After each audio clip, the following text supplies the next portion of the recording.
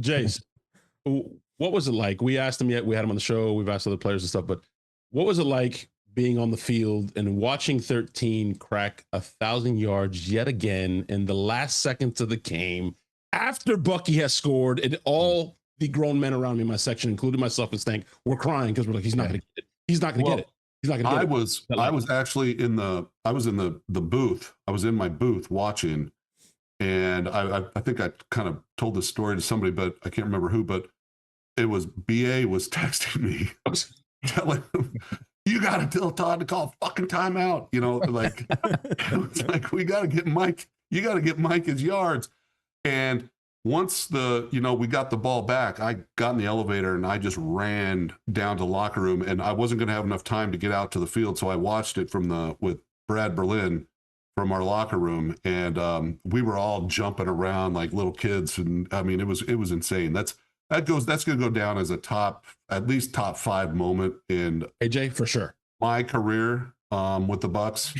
It was incredible. That was so awesome.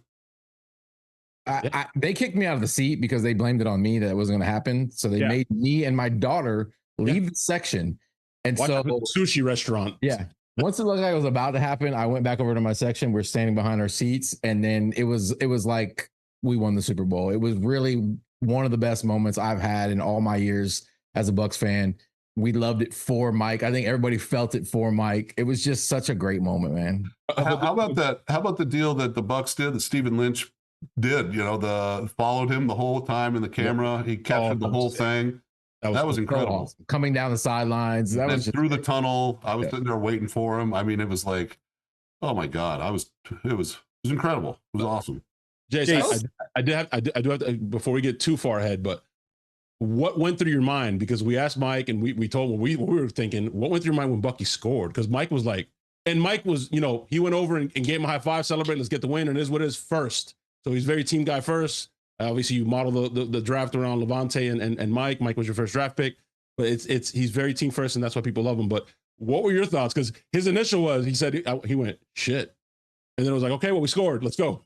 It was probably one of the most confusing moments in my life, at least in my professional career, that it was a tight game. I mean, we had to win that game. I mean, we had to score. So of course, clinching the division, for the 4th year in a row, it was awesome. But then I was like, Mike didn't get us. So a lot of things were going through my head. It's like, oh, is this Mike going to hang it up? And then by the grace of God, we get the ball back, and it all happens. So we don't have to talk about hypotheticals anymore. Yeah, the defense deserves credit. Shout out to the defense, by the way. Yeah, shout out to the defense. I was gonna say, Jace, it may have been one of the most confusing moments in your life. Definitely not top 5.